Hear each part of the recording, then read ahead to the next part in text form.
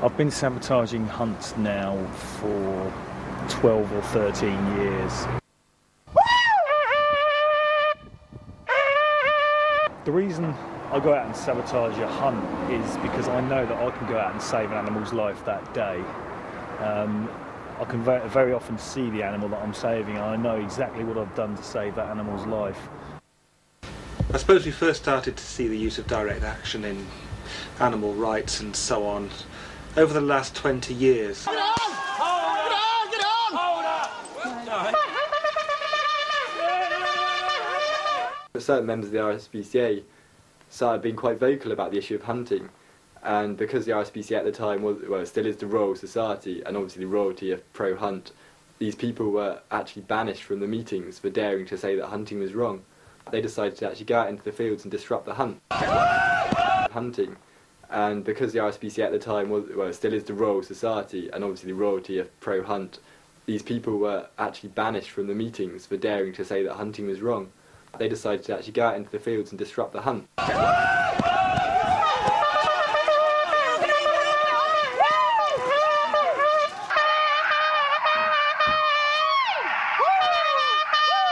First hunt saboteurs appeared 40 years ago.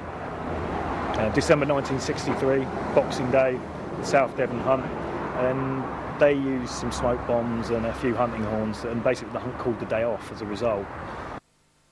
I suppose the thing that motivates people to use direct action is a sense of powerlessness in the face of governments who don't seem to be responsive, and on the other hand a sense of moral outrage against a society which they don't see as being responsive.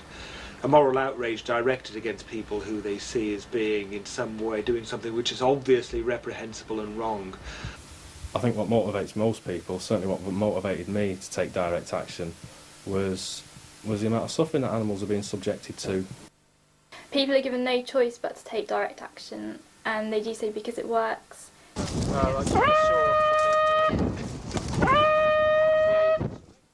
We can see this in the case of hunt sabotage and other sort of environmental protests. I don't think we would have had bills passing before the House of Commons unless there had been these protests. If we just stood outside Parliament with a banner every day saying please ban fox hunting, you don't get any results. But if you go out in the fields and hunt saboteur, you know, you save lives every day and you get immediate results. Things which previously, in many cases, were not illegal have now been made illegal. The law has been deliberately changed in order to make those actions illegal. So it's now illegal to do what we could do 10, 15 years ago in the field because that kind of protesting was working. You can do that. Listen, if you do that, what we'll do is arrest it. Can you please stop pulling me? Please stop pulling me. The law affects hunt saboteurs in a number of ways. In 1994, the Criminal Justice and Public Order Act had clauses entered into it which were specifically aimed at hunt sabotage. One being Section 68, where they created the offence of what's known as aggravated trespass, which is basically trespassing in the open air and disrupting a lawful activity, i.e. disrupting hunting. The other being Section 69, which is failure to leave land. So if a police officer sees me on land and I'm trespassing and he considers that I might be about to commit an offence of aggravated trespass, he can ask me to leave, and if I refuse, they can arrest me and charge me.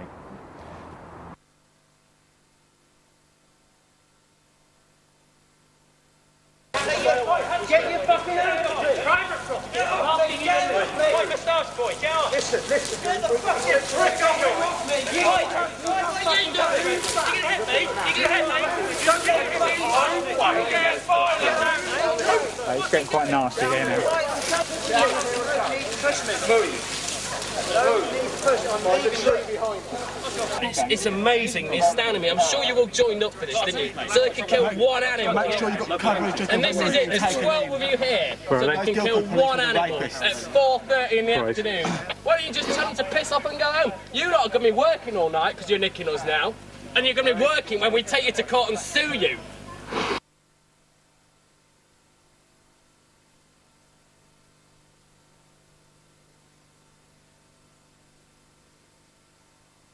If you look closely in the right-hand corner, you'll see the police officer push me to the floor after taking my tape.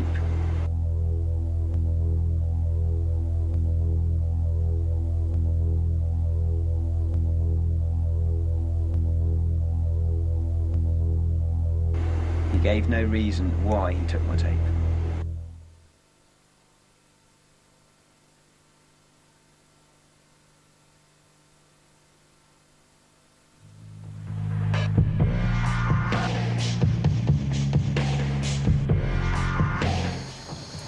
Hello, could I speak to someone from the Police Complaints Authority, please?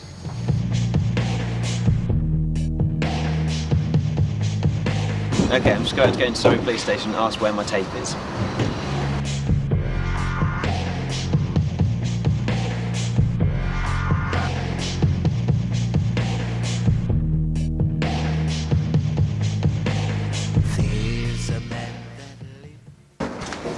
What happened?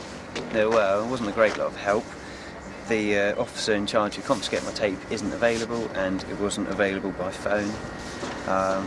No idea why it was seized. The only person that can comment on that is the officer. So I've said nothing really, not much help at all. They're going to email him, but what's that going to do? He's going to get in contact with me. He hasn't got in contact with me yet, so I have no real hope that he will.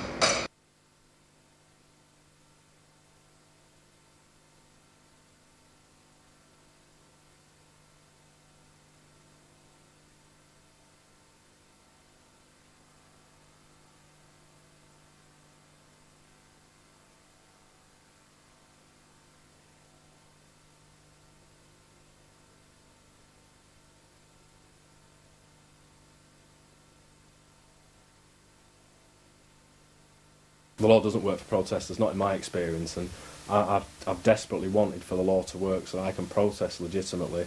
I can write to my MP, go on the demonstration and in the petition and change things, but it doesn't work like that. She's told me she's got Citron heroin and I've taken that away.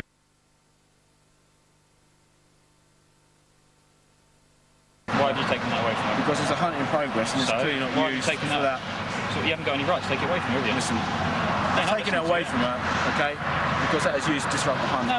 We're going to allow you to have that back for the moment, okay, but be rest assured, if it is used to disrupt the hunt in any way, or any other offensive way, then it will be seized off you. The implementation of the law is very arbitrary. So what happens is as happened in a recent case, police were out at a hunt, 40 officers. They spent all their time focusing on the hunt saboteurs, trying to stop them, save lives, trying to use aggravated trespass clauses to prevent us getting on with our job. Meanwhile, the hunt saboteur gets attacked by somebody from the hunt and the police fail to act. There are ample resources available to the police, as can be seen to attend any protest at, say, a fox hunt or outside a vivisection laboratory in this country. And often the tactics of the police is unacceptably aggressive for what are essentially peaceful protesters. Make a decision now. Are you going to surrender that weapon and provide your details, I do or not should have arrest a you? weapon upon me. In a lot of cases, the hunt saboteurs are actually better at controlling the hounds than the hunt themselves are. Look, it's a homemade whip. See, for stopping hounds when they're going to run across a railway track or a busy road, or when they're on a deer.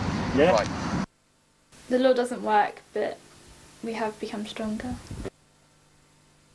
Things which previously, in many cases, were not illegal have now been made illegal. And the punishments and so on, and the attitude of the courts is correspondingly different. It's made it harder, in the sense it's harder to find people to take part sometimes in these direct forms of action because the consequences of doing so might be more extreme. Animals just basically want to be left alone, like the way they've lived together for thousands of years without human interference. And for us to give them rights to feel we have the power to do that is just speciesist. I couldn't campaign as an animal rights activist if I didn't believe that we will close these places down. Forms of protest in general are not likely to go away. Over the last 10 years we have in this country rediscovered protest as a new form of politics in a way. So people who are often written off by politicians as being apathetic, very often the young, turn out not to be so apathetic. They just turn out to be keen on doing other things in other ways. And around the same time, I was running with no hands, busting windows and getting busy behind the sportsplex with the bunnies older. Sister decked out in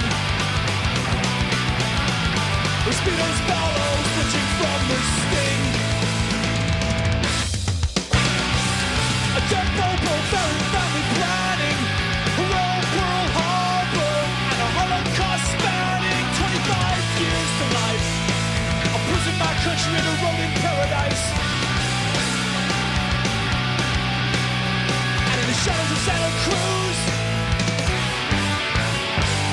crossed her face behind her back. But so why don't we Trojan?